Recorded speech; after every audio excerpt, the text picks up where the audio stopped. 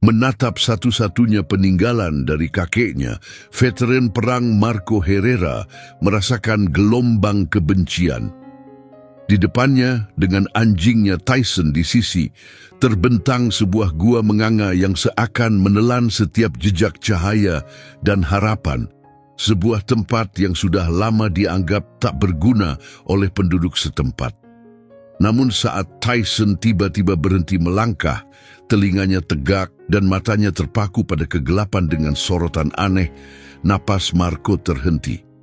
Mungkin ini bukan akhir dari sebuah warisan. Mungkin ini awal dari sesuatu yang berbahaya. Apa yang tidak Marco sangka adalah untuk mengungkap rahasia yang ditinggalkan kakeknya, ia harus mempertaruhkan segala yang masih ia miliki.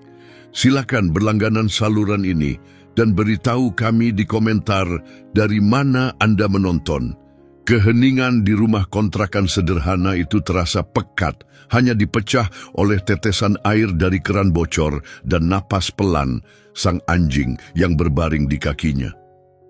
Marco duduk di meja dapur yang goyah, tangan besarnya yang kasar tergeletak di samping tumpukan amplop yang belum dibuka.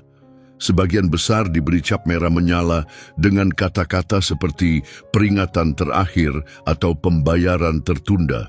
Di usia 50, Marco memikul beban masa lalunya dan rasa sakitnya seperti jaket militer lama, lusuh, akrab, dan berat. Dulu ia adalah seorang Army Ranger, tubuhnya masih menyimpan postur ramping dan kokoh seorang prajurit. Namun wajahnya dengan kerutan dan guratan waktu menunjukkan tahun-tahun yang dihabiskan dalam pertempuran, baik di medan perang maupun dalam hidup. Rambut hitamnya yang selalu dipotong pendek menunjukkan garis-garis abu-abu di pelipis, dan mata biru jernihnya kini tampak redup, diselimuti kelelahan yang lebih dalam dari sekadar lelah biasa. Di kakinya terbaring Tyson, seekor German Shepherd berusia 5 tahun dengan bulu perak dan abu-abu yang mencolok, asal-usul namanya. Bercak putih di dada dan cakarnya menangkap sisa cahaya matahari yang menembus jendela kotor. Tyson bukan sekadar anjing, ia adalah bayangan tenang Marco, kehadiran damai di tengah badai duka, satu-satunya hal di dunia Marco yang belum runtuh. Tyson bergerak, mengangkat kepalanya yang gagah dan meletakkannya perlahan di lutut Marco, matanya yang dalam menunjukkan pemahaman yang hampir seperti manusia. Marco menunduk dan mengusap kepala anjingnya, bergumam, "Kita pasti bisa cari jalan, nak." Suaranya serak dan rendah. Namun kenyataannya ia benar-benar tak tahu harus berbuat apa. Pensiun dari VIA dan tunjangan disabilitasnya nyaris tak cukup untuk membayar sewa dan belanja. Itu membuatnya tetap bertahan, tapi nyaris tenggelam, seperti jaring yang bisa menahan tergelincir, tapi tak sanggup menangkap orang yang terjatuh bebas. Elena miliknya telah berjuang melawan kanker langka dan ganas selama 2 tahun yang kejam. Obat eksperimental, dokter di luar jaringan, dan penerbangan terakhir ke klinik-klinik jauh telah menguras semua uang mereka. Tabungan lenyap lebih dulu, lalu rumah, dan kini Marco terpuruk di bawah tumpukan utang begitu besar hingga ia tak lagi bisa melihat langit yang dulu dikenalnya. Ketukan mendadak di pintu membuat pria dan anjing itu menoleh bersamaan. Itu adalah David, tukang pos muda yang terlalu ceria, berusia 30-an, dengan senyum lebar yang terasa asing di dunia kelam Marco. "Ada surat tercatat untuk Anda, Pak Herrera," kata David, sambil menyerahkan papan klip dan amplop rapi dari sebuah kantor hukum di West Virginia. Marco menandatanganinya tanpa sepatah kata, hanya menunjukkan sedikit rasa kesal atas tumpukan dokumen lainnya. Ia kembali duduk dan langsung merobek amplop itu. Surat itu penuh dengan istilah hukum, tapi pesannya jelas. Alberto Herrera, kakeknya, telah meninggal 3 minggu lalu. Marco dinyatakan sebagai satu-satunya ahli waris. Saat ia membaca apa yang diwariskan kepadanya, tawa getir lolos dari bibirnya. Hadiah itu adalah tanah tua milik Herrera, hamparan tanah berbatu yang semua orang di kota tahu tak ada gunanya. Satu-satunya ciri khasnya adalah mulut gua yang lebar dan menyeramkan, yang dalam cerita warga disebut berbahaya dan tak stabil. Sebuah lubang di bumi. Itu dan sebuah gudang reot yang dulunya digunakan kakeknya sebagai bengkel kerja. Jenis warisan yang dibicarakan orang dengan campuran rasa kasihan dan sindiran. Kasihan Marco Herrera yang dia dapat cuma lubang di gunung. Seminggu kemudian truk tua Marco berhenti dengan deru mesin saat jalan tanah berubah menjadi hutan lebat. Di depan di kaki gunung terlihat alasan perjalanan mereka. Pintu masuk gua Herrera yang menganga dan penuh bayangan. Tak jauh dari situ berdiri gudang, kusam, atapnya dari logam berkarat, papan-papan lusuh tak lagi terwarnai dan nyaris terlepas. Inilah peninggalan dari kakeknya. Ia membiarkan Tyson keluar dari truk dan anjing itu langsung mengendus udara, telinganya bergerak-gerak. Marco berjalan menuju gudang dan mendorong pintunya. Engsel berkarat mengeluarkan deritan. Di dalamnya hanya ada satu ruangan penuh barang, tapi kekacauan itu tampak tertata. Rak buku memenuhi satu dinding penuh sesak dengan buku-buku sejarah tua. Sebuah meja besar dipenuhi peta topografi dan ada ranjang kecil di pojok ruangan. Ini bukan sekadar bengkel, ini adalah pos komando. Disinilah kakeknya yang eksentrik menghabiskan bertahun-tahun, mungkin puluhan tahun, mencari sesuatu. Marco mengembuskan napas, lalu mulai mengais kekacauan itu dengan rasa kewajiban yang suram. Ia menemukannya dengan cepat, puluhan jurnal, masing-masing penuh dengan tulisan kecil dan rapat yang mencatat penelitian selama beberapa dekade. Ia membaca sekilas referensi tentang beban DeSantis, penyebutan sebuah brankas tersembunyi, dan catatan aneh tentang sistem air bawah tanah. Semuanya terdengar seperti dongeng. Ia menumpuk jurnal dan peta di atas meja, sudah berniat membakarnya untuk menghangatkan ruangan. Apalagi yang bisa ditawarkan tempat ini? Saat cahaya hari memudar dan hawa dingin malam mulai merayap, mata Marco tertuju pada perapian batu kecil di sudut ruangan, kasar, buatan tangan. Pasti kakeknya yang membangunnya sendiri. Ya, setidaknya masih bisa berguna untuk satu hal. Saat Marco mendekati perapian, Tyson yang sejak tadi mengendus setiap sudut ruangan mendadak menegang. Anjing itu bergerak dengan sengaja ke arah perapian, mengerang pelan saat menekan moncongnya ke bata yang hitam karena jelaga. Lalu ia mulai mencakar salah satu bata di bagian bawah. "Ada apa, nak?" tanya Marco. Suaranya lelah, namun Tyson tak bereaksi. Ia terus mencakar bata itu. Cakarnya mengetuk keras dalam keheningan, lalu menoleh dan menggonggong sekali. Pendek, keras, tegas. Itu bukan permintaan, itu perintah. Mempercayai urgensi aneh dari anjingnya, Marco berlutut di sampingnya dan memeriksa bata itu. Ternyata tidak tertanam permanen. Ia menyelipkan jari ke celah sempit dan menariknya. Bata itu bergeser keluar dengan suara gesekan kasar, memperlihatkan sebuah rongga tersembunyi di baliknya. Napas Marco tercekat. Ia merogoh ke dalam dan merasakan logam dingin. Perlahan, ia menarik keluar sebuah kotak kaleng kecil, tua, tapi masih utuh. Ia meletakkannya di lantai dan membuka tutupnya. Di dalamnya, terbungkus kain pudar, tergeletak sebuah kompas kuningan berat, antik, jenis yang digunakan para juru ukur di tahun 1800-an. Di bawahnya, dilipat rapi, terdapat selembar kertas menguning yang dipenuhi pola huruf dan angka yang rumit, semacam sandi. Di bagian atas tertulis 3 kata dalam tulisan tangan kakeknya yang rapi dan dikenalinya, Sandi DeSantis, halaman 1. Marco menatap lembaran misterius itu, lalu pada kompas yang tergeletak di sampingnya. Pandangannya bergeser ke tumpukan jurnal yang nyaris ia anggap omong kosong. Lalu turun ke Tyson yang duduk diam mengawasinya, tenang dan mantap. penjaga sebuah rahasia yang tidak ia pahami, namun entah bagaimana berhasil ia tunjukkan. Beban warisan masih menekan Marco, namun kini berbeda. Bukan lagi sekadar beban sebidang tanah yang tak berguna. Kini itu adalah beban sesuatu yang jauh lebih berbahaya dan jauh lebih berarti. Keesokan paginya, Marco terbangun dengan secercah tujuan yang menyala di bawah abu kesedihannya. Rasa sakit dan utangnya belum hilang, tapi kini bukan lagi hal yang mendefinisikannya. Sesuatu yang lain telah tumbuh, rasa ingin tahu dan keinginan untuk tahu. Setelah sarapan sederhana, kopi hitam dan protein bar, bersama Tyson di dalam gubuk yang dingin, ia mengisi ransel kanvas dengan senter, baterai cadangan, air, dan kompas kuningan. Ia menyelipkan halaman sandi ke dalam sakunya bersama beberapa jurnal paling rinci, lalu berjalan menuju pintu. Tyson sudah berdiri menunggu, ekornya bergoyang penuh semangat. "Baiklah partner," gumam Marco pelan. "Ayo cari tahu apa yang bikin kakek susah tidur malam-malam." Mereka melangkah keluar dari terang pagi yang segar di pegunungan menuju bayangan dingin di dalam Gua Herrera.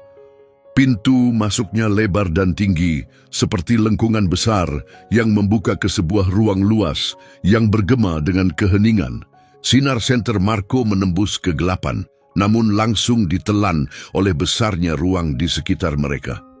Udara terasa lembab dan tajam, beraroma batu kapur dan tanah yang belum pernah tersentuh. Di suatu tempat di atas, tetesan air jatuh secara teratur dari stalaktit yang tak terlihat. Mengikuti simbol kapur yang digambar kakeknya di sepanjang dinding, mereka berjalan menyusuri gua utama dan masuk ke koridor yang lebih sempit dan menurun. Jalurnya kasar dan tidak rata, tetapi sudah terinjak, tanda bahwa telah dilewati selama bertahun-tahun. Sekitar 100 meter ke dalam, terowongan terbuka ke sebuah ruang yang lebih kecil. Di sana, Marco menemukan tanda nyata pertama dari pengabdian panjang Alberto. Sebuah lentera badai tua, berkarat namun masih utuh, terletak di atas batu datar. Di dekatnya, berserakan tembakau yang sudah habis, bayangan malam-malam yang telah lama terlupakan. Bersandar di dinding, paling jauh terdapat palu batu, sekop dan alat gali lainnya yang sudah aus. Marco meraih dan menyentuh gagang kayu palu itu. Permukaannya halus karena sering digunakan. Saat itu, ia merasakan sesuatu yang tak terduga, sebuah ikatan, hubungan dengan kakek yang nyaris tak dikenalnya. Tempat ini begitu berarti baginya, namun momen tenang itu hancur oleh hantaman adrenalin. Di tanah liat lunak dekat alat-alat itu, terlihat jejak sepatu bot masih baru. Pola tapak taktis yang sama seperti yang dilihat Marco di luar hari sebelumnya. Dan di sampingnya, sebagian tertanam di tanah, terlihat kilatan kuningan, selongsong peluru kaliber 9 mm. Latihan militer Marco langsung aktif seperti refleks. Sikap tubuhnya berubah, semua inderanya siaga. Ia bukan lagi hanya seorang pria yang menjelajahi warisan. Ia adalah prajurit, mode pengintaian. Seseorang pernah berada di sini dan mereka datang dengan senjata. Dengan isyarat diam, ia memberi perintah pada Tyson untuk tetap dekat. Bersama-sama, mereka bergerak maju dengan hati-hati dan tanpa suara. Menurut peta milik Alberto, lorong itu seharusnya berakhir sekitar 15 meter ke depan. Dan memang begitu, dinding batu padat berdiri di depan mereka, jalan buntu. "Masak cuma ini," gumam Marco sambil menyapu dinding batu dengan cahaya senter. Ia mencari celah, retakan, apapun yang mungkin menunjukkan jalur tersembunyi. Tapi tidak ada. Kekecewaan menusuk hatinya. Apakah kakeknya juga terhenti di titik ini? Lalu Tyson bereaksi. Ia tidak menggonggong. Ia tidak mencakar. Ia hanya membeku. Hidungnya mengarah ke dasar dinding. Telinganya bergerak-gerak. Erangan rendah yang nyaris tak terdengar keluar dari tenggorokannya. Ia melangkah maju. Hidungnya bergerak saat mengendus hati-hati ke arah batu. Ada sesuatu di sana.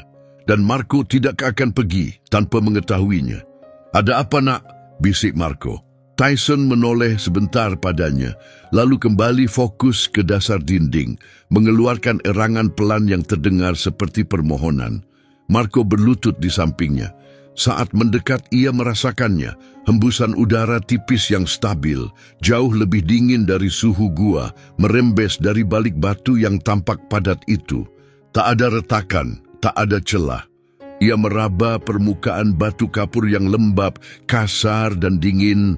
Seluruh dinding terasa kokoh, tak bergeming, namun hawa dingin dari baliknya tak bisa disangkal. Ia mendorongnya, tak terjadi apa-apa. Ia mendorong lagi, kali ini menekan dengan bahu dan mencoba di beberapa titik berbeda. Lalu, dengan suara gemuruh seperti perut bumi bergeser, sebagian dari dinding itu mulai bergerak. Batu menggesek batu. Ternyata itu bukan sekadar batu, itu adalah pintu lempengan besar yang dirancang cermat, seimbang dan tersembunyi, berputar ke dalam di atas engsel rahasia. Di baliknya terbentang lorong lain, lebih gelap dan lebih dingin dari apapun yang pernah mereka temui.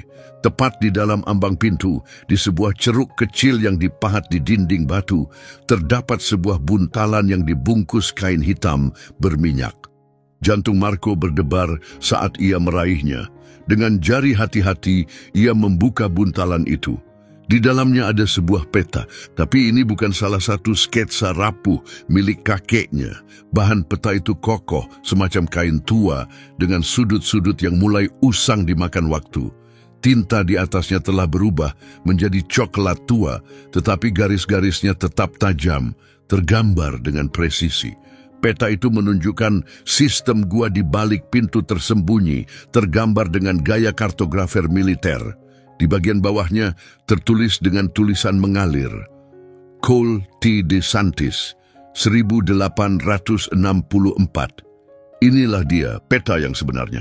Marco menatap peta itu, lalu ke lorong yang baru terbuka, menjulur seperti tenggorokan ke dalam bayangan.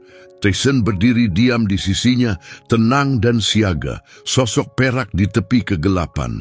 Misteri Gua Herrera baru saja meluas, dan bersamanya bahaya pun bertambah. Saat Marco keluar ke cahaya sore, ia menyipitkan mata menahan silau matahari. Pandangannya perlahan menyesuaikan diri ketika ia melangkah menjauh dari hawa dingin gua. Ia telah menggulung peta itu dengan hati-hati dan memasukkannya ke dalam ransel, tetapi rasanya seperti membawa beban seberat 100 kilogram, beban penemuan yang berat. Dinding palsu itu telah mengubah segalanya. Ini bukan lagi sekadar teori aneh dari seorang pria tua. Ini nyata, dan seseorang sudah mengetahuinya. Kembali ke dalam gubuk yang aman, Marco tahu naluri saja tidak cukup. Ia butuh jawaban. Ia butuh Francesca Morales. Rumah Francesca seperti museum, tenang, rapi, penuh dengan pengetahuan yang tersusun dengan baik. Francesca, wanita tajam berusia akhir 70-an, dengan rambut keriting putih lembut dan sikap tenang tapi berwibawa, mendengarkan saat Marco menceritakan tentang jurnal-jurnal dan rumor seputar gua itu. Ia belum mengungkapkan kebenaran yang lebih dalam untuk saat ini. Francesca mengangguk perlahan, matanya menyipit saat menyerap setiap kata. Cerita-cerita ini sudah ada sejak beberapa generasi, katanya pelan. Mereka bicara soal harta karun Union yang hilang dan seorang kolonel pembelot. Kebanyakan orang menganggap itu cuma legenda. Ia mencondongkan tubuh, suaranya menurun. Tapi Alberto, dia selalu percaya bahwa masa lalu meninggalkan jejak. Marco memperhatikannya dengan saksama saat ia melanjutkan. Dia punya alasan untuk berhati-hati. Kau tahu, reputasi gua itu bukan sekadar omongan. Ada orang-orang yang pernah mencarinya, penambang kawakan, yang terbaik di daerah sini. Tak satu pun kembali. Ia terdiam, lalu berkata pelan, terowongannya berbahaya, lubang runtuh, ruangan yang tergenang air, sungai bawah tanah yang bisa berubah arah dan naik tanpa peringatan.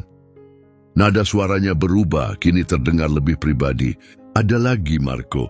Alberto datang menemuiku tak lama sebelum ia meninggal. Ia gelisah. Katanya ada orang asing datang ke gubuknya. Orang-orang berpakaian rapi, bukan dari sini. Mereka mengendarai mobil hitam yang mewah. Perut Marco terasa tegang. Mereka bertanya soal penelitiannya. Lanjut Francesca. Apa yang sudah ia temukan?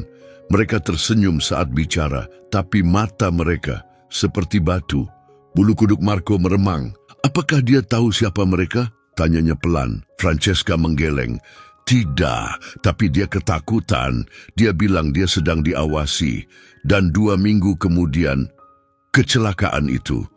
Ia menatap Marco tajam. Aku tak pernah percaya itu kecelakaan, Marco. Bahkan sedetik pun tidak. Perjalanan pulang ke gubuk terasa berat. Peringatan Francesca menguatkan ketakutan yang mulai muncul dalam hati Marco. Saat Marco tiba, Tyson menyambutnya dengan sentuhan lembut, tapi telinga anjing itu terus bergerak, siaga terhadap suara sekecil apapun di antara pepohonan. Di dalam, Marco membentangkan peta De Santis.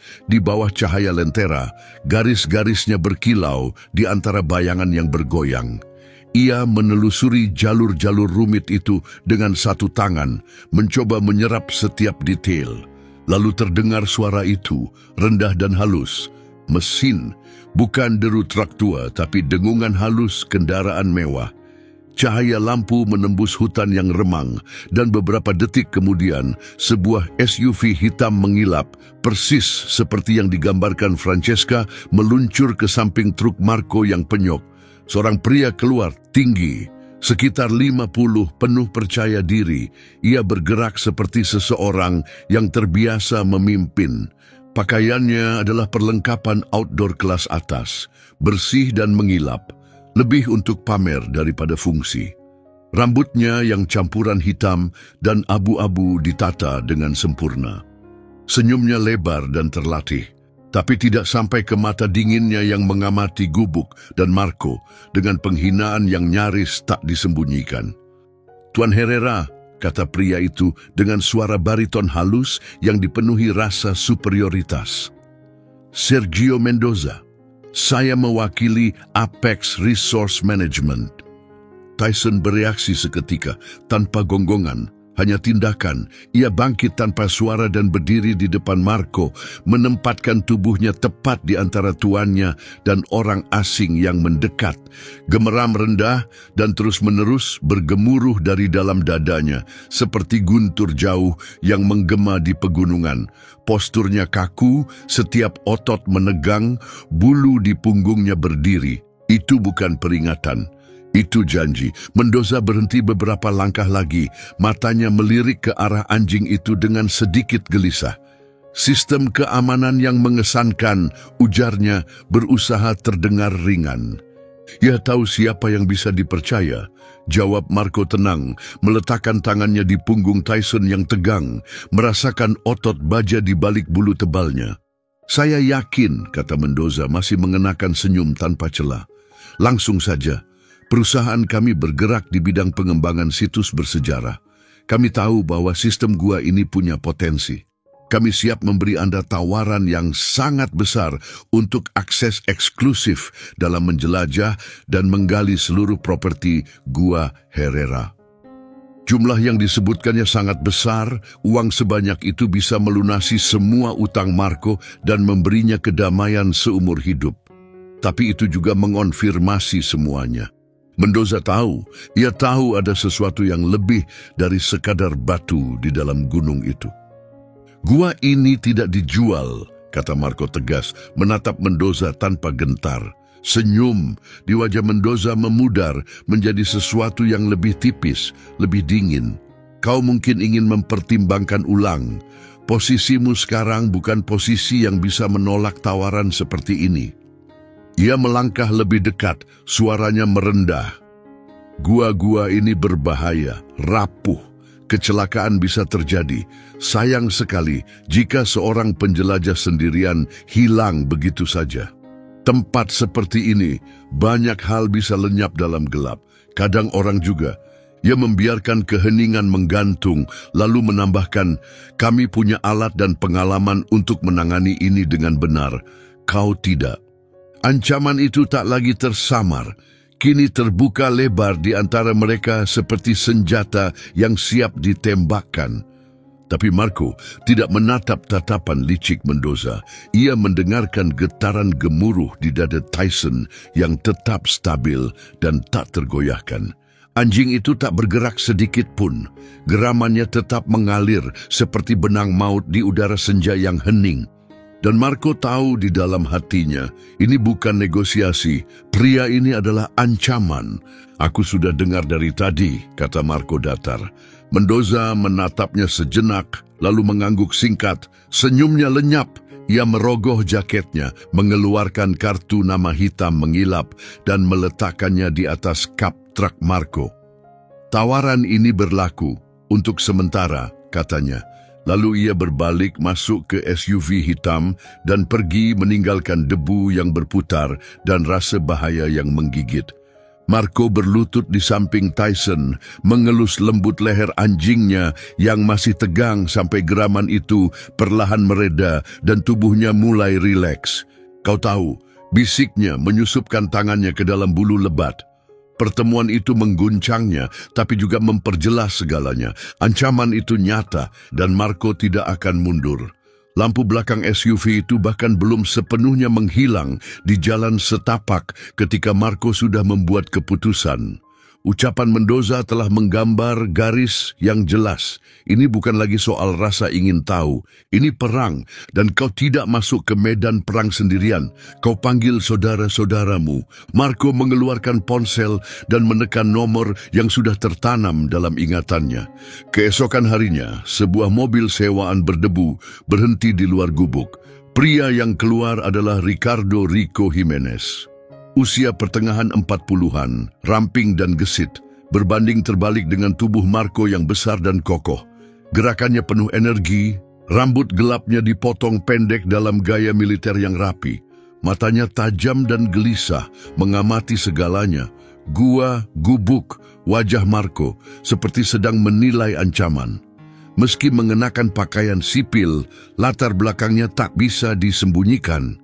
Cara berdirinya menunjukkan bahwa ia bisa merakit bahan peledak atau membongkar sistem satelit dengan kemampuan yang sama. Dulu, ia adalah spesialis bahan peledak dan teknologi di unit Ranger Marco. Tyson berjalan mendekat, mengendusnya sebentar, lalu merengek pelan dan menyentuh tangan Rico dengan hidungnya. Ia masih ingat aku, kata Rico sambil tersenyum, menggaruk telinga anjing itu. Anjing pintar. Lalu ia menoleh ke Marco, senyumnya menghilang berganti kekhawatiran. Kau kelihatan kacau, Hermano. Ceritakan semuanya. Di dalam gubuk yang kini terkunci rapat, mereka mulai bekerja. Marco menceritakan semuanya, tanpa ada yang disembunyikan.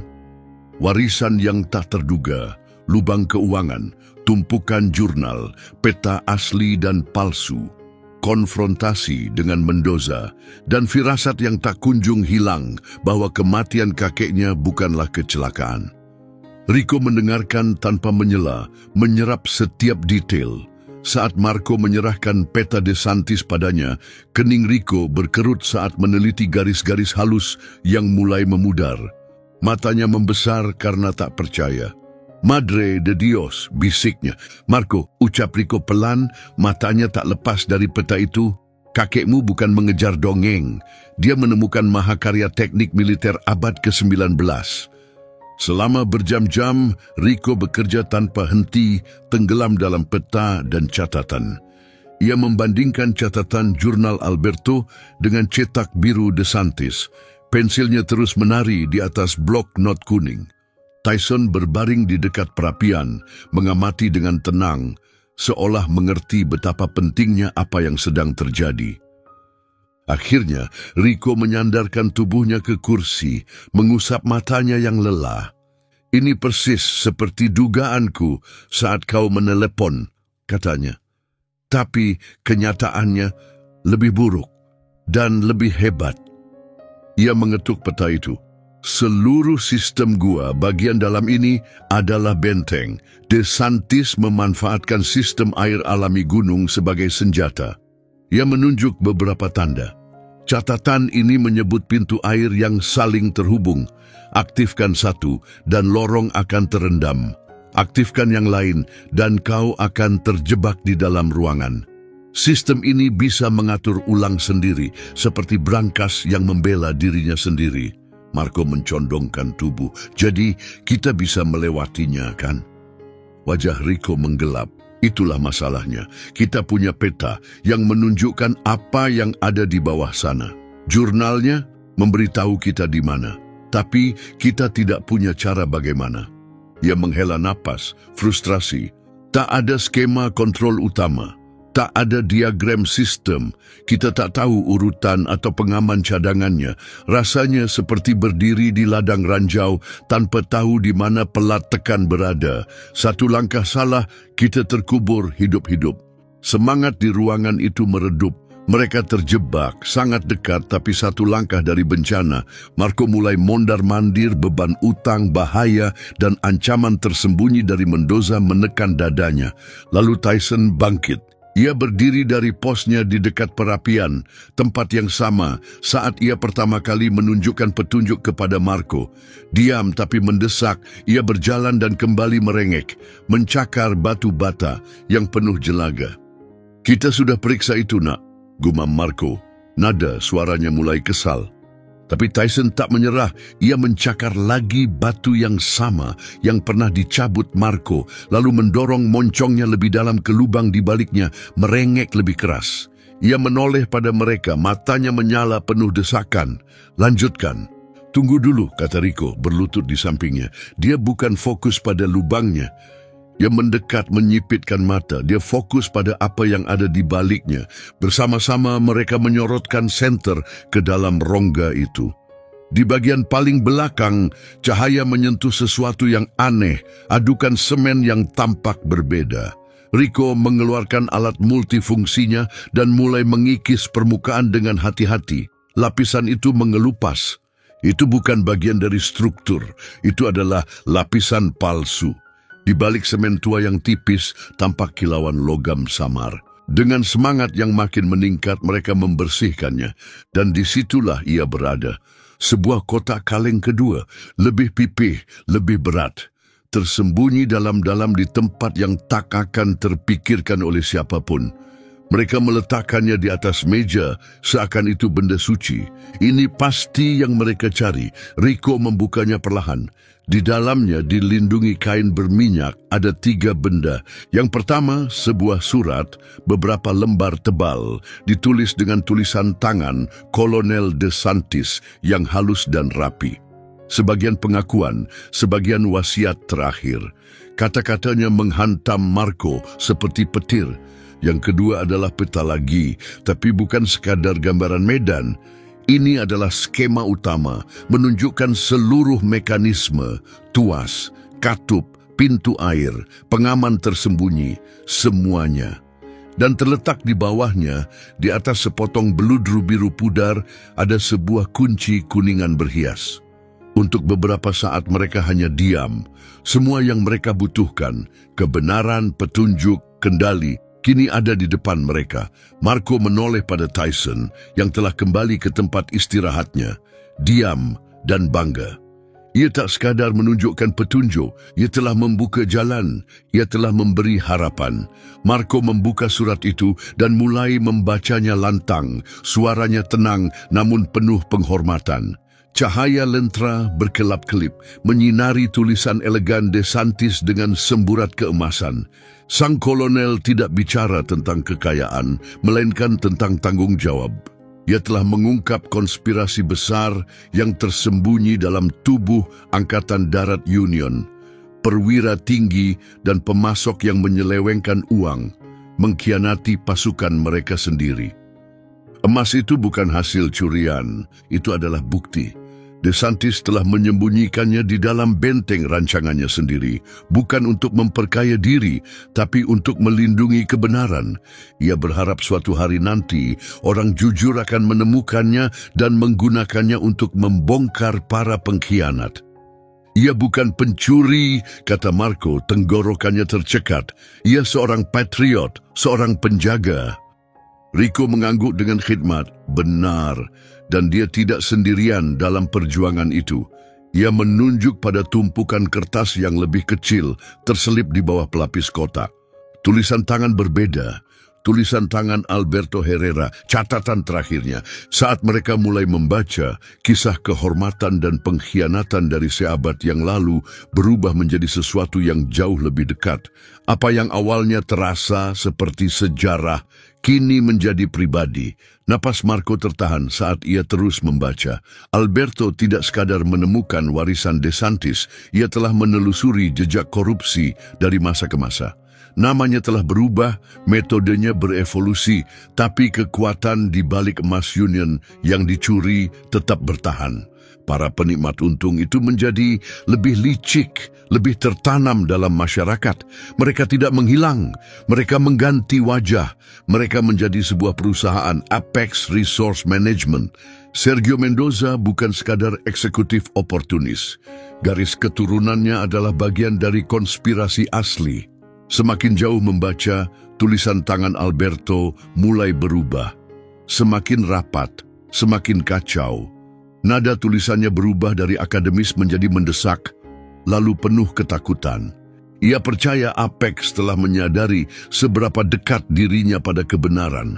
Kata-kata terakhir di halaman itu membuat Marco merinding. Mereka mengawasi aku. Rem mobil terasa lunak hari ini. Kalau terjadi sesuatu, itu bukan kecelakaan. Perut Marco seketika terasa mual. Simpul dingin menegang di dalam dirinya. Tapi dokumen berikutnya menghantam seperti pukulan di dada. Entah bagaimana, Alberto berhasil mendapatkan akses ke catatan internal dari jaringan broker asuransi. Apa yang ia temukan bukan kesalahan administratif. Itu adalah sabotase. Klaim yang ditolak, keterlambatan misterius dalam pengobatan Elena, obat eksperimental yang tiba-tiba diblokir saat paling dibutuhkan, semuanya disengaja. Apex adalah pemilik induk perusahaan penyedia layanan kesehatan itu. Mereka telah membongkar keuangan Marco sedikit demi sedikit, memastikan ia akan berada di titik putus asa dan mudah dikendalikan saat mereka akhirnya datang menghampiri. Mereka tidak hanya membunuh Alberto, mereka juga turut menyebabkan kematian Elena. Duka yang selama 2 tahun melekat pada Marco, seperti bayangan berubah menjadi sesuatu yang lebih dingin, lebih tajam. Itu bukan lagi sekadar kesedihan, itu kemarahan murni dan membara. Mereka telah menggunakan penderitaan istrinya untuk memanipulasinya. Mereka menjadikan cintanya sebagai jebakan. Dan seolah dipanggil oleh kegelapan dari kesadaran itu, lantai di bawah mereka bergetar. Suara baru memecah keheningan, rendah dan dalam pada awalnya, lalu meningkat menjadi jeritan mekanis yang menusuk. Bor industri menggigit batu. Rico langsung berdiri, melangkah cepat ke jendela. Mereka sudah mulai, katanya cepat. Mereka tak tunggu izin lagi. Mereka akan menghancurkan semuanya, kata Marco pelan, suaranya dalam dan penuh bahaya. Gua, bukti. Lebih buruk lagi, sahut Rico sambil menarik perlengkapan dari tas ranselnya. Sistem itu seperti panci bertekanan. Kalau dibor sembarangan, sistem airnya bisa runtuh. Gunung ini bisa terendam air seluruhnya. Ia menatap Marco, wajahnya keras. Kalau kita tidak bergerak sekarang, kita kehilangan segalanya. Mereka masuk ke lorong, tersembunyi sambil berlari, didorong oleh desakan yang menyusul di belakang mereka. Gua bergetar seperti guntur jauh. Debu halus jatuh dari langit-langit seperti abu. Lampu di kepala mereka membelah kegelapan tajam, menuntun lebih dalam ke perut gunung. Ini bukan lagi eksplorasi, ini misi. Sebuah serangan balasan. Mereka mengikuti skema utama dengan disiplin, langkah cepat namun hati-hati. Tak lama kemudian, mereka memasuki terowongan panjang. Aliran dangkal mengalir di lantainya. Suara gemericiknya terdengar kontras dengan kekacauan di atas. Menurut diagram, bagian ini seharusnya aman. Jaga mata tetap terbuka, peringat Rico, tegang. Getaran bor itu bisa menggeser perangkap. Marco terus maju, mengamati jalur samping. Ia mengangkat kakinya untuk melangkah ke bagian air yang lebih dalam. Dan Tyson menerjang. Dengan lompatan kuat, anjing itu menggigit celana Marco dan menariknya ke belakang dengan seluruh berat tubuhnya. Marco tersentak, terlempar kembali ke tepian yang baru saja ia lewati. "Tyson, apa?" katanya, tapi kata-kata itu membeku di tenggorokan. Di tempat kakinya hampir melangkah, gelembung meletus di permukaan. Air berputar, lalu tenang kembali. Rico mengarahkan senter ke titik itu. Tepat di bawah permukaan air, tersamar di atas dasar lumpur, ada sebuah pelat baja kusam. Perangkap tekanan, Marco menatapnya, jantung berdebar kencang. Itu tidak ada di peta, mungkin posisinya bergeser seiring waktu. Mungkin DeSantis memang tidak mencatat perangkap yang satu ini. Ia hampir saja menginjaknya, dan itu akan menjadi akhir segalanya. Tertindih, tenggelam, hilang selamanya. Ia jatuh berlutut dan memeluk Tyson erat-erat, menyembunyikan wajahnya ke dalam bulu perak yang hangat. "Kau menyelamatkanku," bisiknya, suaranya parau. "Kau menyelamatkanku, nak." Tyson menjilat pipinya, ekornya bergoyang, seolah tak terjadi apa-apa. Hanya tugas yang berhasil diselesaikan. Ia tidak pernah dilatih untuk ini. Tak ada prosedur, tak ada perintah. Ia hanya tahu. Tyson merasakan sesuatu yang tak bisa dibaca dari peta atau diprediksi oleh prajurit, naluri di luar logika. Mereka diam di sana sejenak, dikelilingi batu yang bergetar dan deru bor yang semakin keras di atas kepala. Kematian nyaris merenggut mereka dan akan kembali jika mereka lengah. Marco berdiri perlahan, tapi tekadnya kini telah berubah bentuk. Kemarahan masih mengalir dalam dirinya, namun kini memiliki arah. Ketepatan, ini bukan lagi hanya untuk Elena atau untuk Alberto, ini juga untuk makhluk luar biasa yang setia berdiri di sisinya, satu-satunya hal murni yang tersisa dalam dunia yang telah merampas segalanya darinya. Dan Marco akan menyelesaikan ini, atau ia tak akan melihat apapun lagi. Getaran semakin kuat tiap detiknya saat mereka mencapai ruang terakhir. Di hadapan mereka menjulang sebuah pintu besi berat, menyatu sempurna dengan batu. Satu-satunya penanda, lambang pudar dari Korps Insinyur Angkatan Darat Amerika Serikat. Di tengahnya, sebuah lubang kunci kuningan kecil berkilau. Udara hening, sunyi karena beban sejarah. Marco menyelipkan kunci berhias itu ke tempatnya. Ia berputar dengan bunyi klik dalam yang memuaskan, bergema seperti suara dari masa lalu. Ia dan Rico menarik bersama. Pintu itu berderit terbuka. Pemandangan di dalamnya membuat napas Marco terhenti. Di dalamnya ada ruang berkubah, kering dan tak tersentuh. Keajaiban tersembunyi dari jenius DeSantis. Di satu sisi, peti-peti tersusun rapi. Sebagian terbuka menampakkan cahaya lembut dari emas. Namun mata Marco tertuju ke dinding seberangnya. Deretan kotak logam tersegel berjajar di rak batu, tersimpan rapi dan utuh. Ini bukan soal kekayaan, ini adalah kebenaran. "Ini dia," bisik Marco, suaranya berat karena kekaguman. Dia benar-benar berhasil, si tua itu melakukannya. Keharuan momen itu hancur seketika oleh ledakan keras dari belakang. Ruang itu bergetar hebat, sebagian dinding jauh runtuh, menurunkan reruntuhan batu dan debu. Dari celah itu melangkah Sergio Mendoza, diapit dua pria bertubuh besar yang bersenjata lengkap. Pakaiannya yang dulu rapi, kini robek dan kotor. Wajahnya dipenuhi kemarahan penuh kemenangan. "Kerja bagus, Tuan Herrera," ejek Mendoza, matanya menyapu harta karun itu dengan kilatan serakah. "Kau sudah mengerjakan bagian tersulit. Sekarang biar kami yang ambil alih. Ia menunjuk ke arah dokumen. Emas tentu saja, tapi file-file itu, merekalah yang benar-benar penting. Sejarah akan lebih indah kalau disunting dengan benar. Saat anak buahnya bergerak maju, Rico langsung bereaksi. "Marco, pegangan itu di dekat pintu!" teriaknya, menunjuk ke tuas besi tebal yang tertanam di dinding.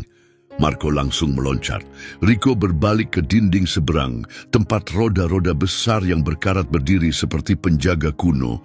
Saat anak buah Mendoza mengangkat senjata mereka, Rico melemparkan seluruh berat tubuhnya untuk memutar salah satu roda. Dengan gemuruh batu dan baja, sebuah lempengan besar jatuh dari langit-langit, menghantam lantai dan menutup celah yang baru saja diledakkan. Teriakan teredam dan pukulan keras terdengar dari sisi lain. Para penjaga terkunci di luar dan Mendoza terjebak di dalam. Kesombongannya lenyap dari wajahnya, sikap sopannya menghilang. Ia menarik pistol dari balik jaketnya, matanya menyala dengan amarah. "Kau pikir ini sudah selesai?" dengusnya. "Aku akan ambil apa yang jadi milikku dan biarkan kalian berdua terkubur di gua sialan ini." Ia mengarahkan pistol ke dada Marco. Waktu seolah membeku, tapi Tyson bergerak lebih dulu. Dengan geraman yang berasal dari kedalaman jiwanya, anjing itu melesat ke depan. Ia bukan sekadar seekor anjing saat itu, ia adalah kemarahan yang hidup. Sosok perak penuh kekuatan dan kesetiaan. Ia menabrak Mendoza seperti peluru, menghantam pria itu hingga terhempas ke tumpukan peti berisi emas. Pistol itu terlempar, berderak di lantai. Tyson mendarat di atasnya, taring terbuka hanya beberapa inci dari wajah pucat Mendoza, menggeram rendah dan dalam. Sebuah janji, bergerak dan kau mati. Marco mengambil pistol itu dan mengarahkannya dengan tenang ke pria yang telah merenggut segalanya darinya. Amarah masih menyala di dalam dirinya, tapi tangannya tetap mantap. Ia adalah seorang prajurit kembali. Langkah kaki bergemuruh dari koridor. Beberapa detik kemudian, sekelompok pria berseragam taktis gelap menyerbu masuk ke ruang itu. Senapan terangkat, tulisan FBI mencolok di rompi mereka. Pemimpin mereka, seorang agen tua yang tenang, melihat situasinya sejenak dan mengangguk. "Sergio Mendoza," katanya tegas, "Anda ditangkap." Lalu ia menoleh pada Marco. "Kami menerima pesan dari teman Anda. Kakek Anda telah bekerja bersama kami selama bertahun-tahun. Ia sudah menyiapkan semuanya untuk keadaan seperti ini." Agen itu memberi anggukan kecil penuh hormat. "Ia pasti bangga padamu." 6 bulan kemudian, Marco Herrera berdiri di beranda gubuk yang kini telah direnovasi, menggenggam cangkir kopi hangat di tangannya. Tanah di depannya bukan lagi sekadar warisan. Kini itu adalah cagar sejarah nasional De Santis Herrera. Persidangan berlangsung cepat, bukti-buktinya tak terbantahkan, dan akhirnya kebenaran melihat cahaya. Sergio Mendoza bersama seluruh anggota Dewan Eksekutif Apex Resource Management kini menjalani hukuman panjang di penjara federal, sebuah kerajaan kriminal yang telah bertahan dalam bayang-bayang selama beberapa generasi, berlindung di balik kekuasaan, uang, dan pengaruh, akhirnya runtuh. Dan semua itu berhasil dijatuhkan berkat kegigihan seorang pria tua mencari kebenaran, keteguhan hati seorang veteran yang berduka, dan kesetiaan seekor anjing yang menolak membiarkan bahaya bersuara lebih keras dari cinta. Pemerintah Amerika Serikat memberikan Marco hadiah kompensasi besar atas pengembalian emas dan dokumen-dokumen rahasia itu. Hal pertama yang ia lakukan adalah melunasi semua utang medis Elena, tindakan sunyi penutup luka, simbol bahwa masa lalu tak lagi memiliki kuasa atas nama istrinya.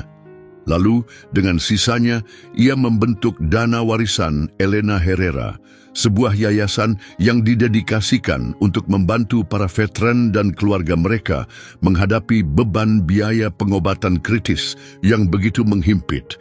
Kehilangan itu telah berubah menjadi sebuah misi. Di kakinya Tyson berbaring tenang, tubuhnya terentang, dagunya bertumpu lembut pada kedua kaki depannya. Di seberang lapangan, sekelompok mahasiswa berdiri di pintu masuk gua, mendengarkan dengan saksama saat Rico, kini kepala keamanan cagar alam itu, memimpin tur khusus. Marco menunduk dan menyusupkan jari-jarinya ke dalam bulu tebal anjingnya. Mereka tidak hanya menemukan ruang rahasia, mereka telah menemukan penebusan. Mereka telah menemukan kedamaian. Di hadapannya pegunungan Appalachian membentang seperti lukisan suci. Matahari yang terbit menyinari lembah-lembah dengan warna keemasan. Kabut menggulung seperti ombak di lautan kenangan. Ia telah mewarisi lebih dari sekadar tanah dan kesunyian. Ia mewarisi rasa sakit, beban, dan rahasia.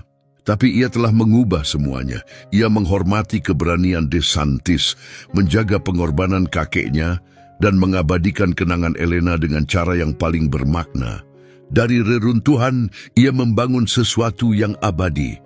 Kita berhasil, nak, bisik Marco lembut. Kita mengembalikan semuanya ke tempat yang seharusnya. Tyson menatap ke atas, matanya memancarkan sesuatu yang lebih dalam dari naluri. Cinta, tulus, dan tanpa syarat.